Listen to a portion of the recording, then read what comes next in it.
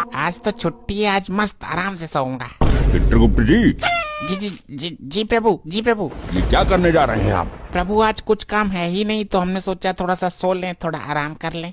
आपकी जानकारी के लिए हम आपको बता दें कि ये धरती लोक नहीं है, ये यमलोक है। यहाँ छुट्टी नहीं होती है। प्रभु लेकिन कुछ काम भी तो नहीं है, क्या काम करें? आज तो धरती लोक पे भी नहीं जाना हमें। पिछले हफ्ते हम लोगों ने जितने भी लोगों को यमलोक में लाया है, सब लोगों को हमारे समक्ष लाइए, हम उन्हें दंड देंगे। जी प्रभु, जैसी आपकी आज्ञा।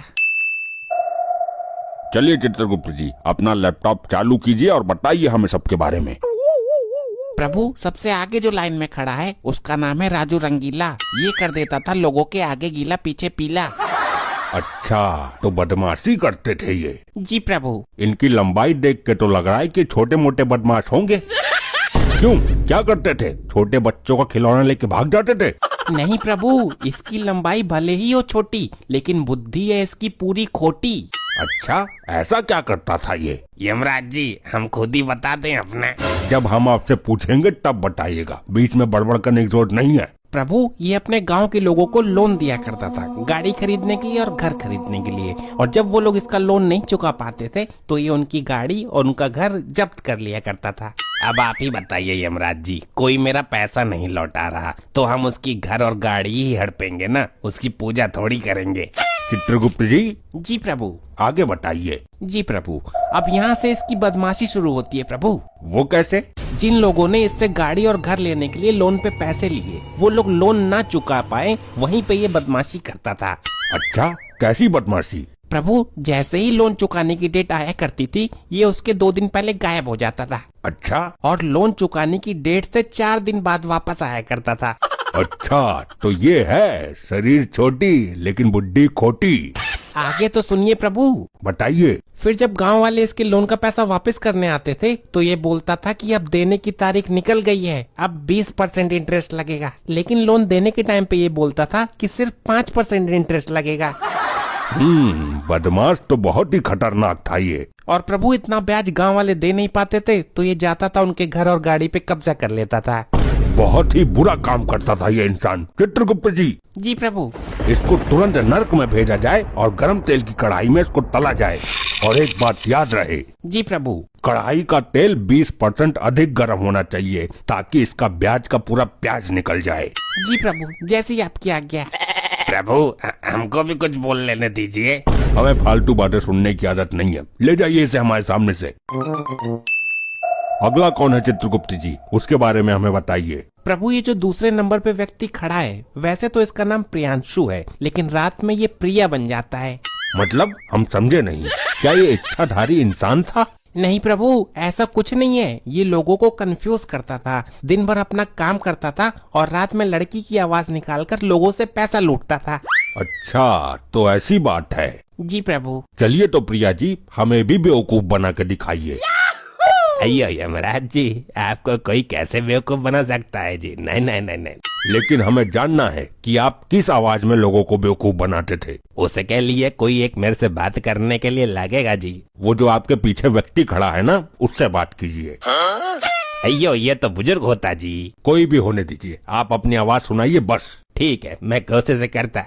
यमराज जी मान लीजिए मैंने फोन किया इसको, अभी घंटी जा रही है, ट्र ट्र, अभी उठाते हैं, फिर मैं बोलता हूँ कि हेलो, क्या कर रहे हो? ये कौन बोल रहा है? मेरे को नहीं पहचाना तुमने? मैं तुम्हारी बाबू, मैं तुमसे बहुत प्यार करती हूँ। बताओ, मेरी किस्मत भी ऐसी है कि जवानी से बुढ़ापे में किसी का प्यार नहीं मिला। अब यमलोक में आ रहा हूँ तो प्यार करने वाली मिल रही है। अच्छा सुनो ना। हाँ हाँ, बोलो बोलो। मैं तुमसे शादी करना चाहती हूँ।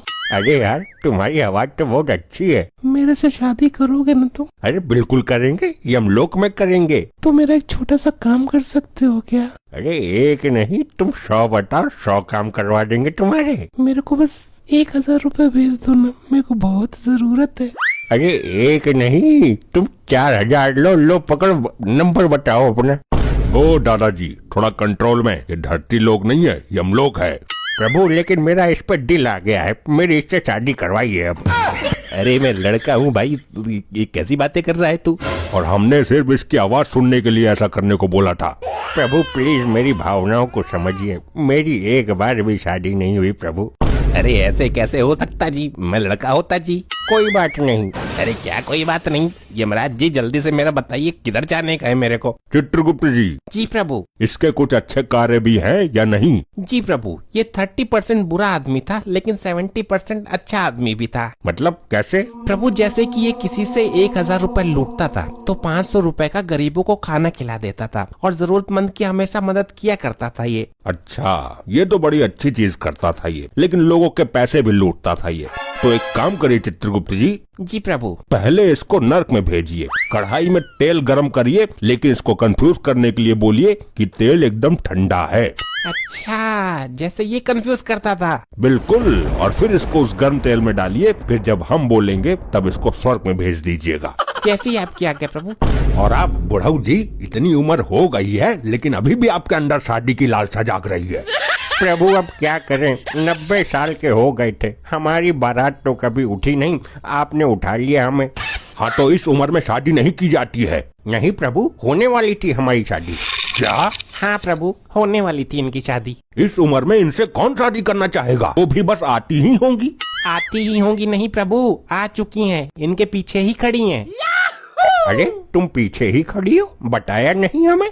अच्छा हुआ हम लोगों की शादी नहीं हुई। अरे ऐसा क्यों बोल रही हो?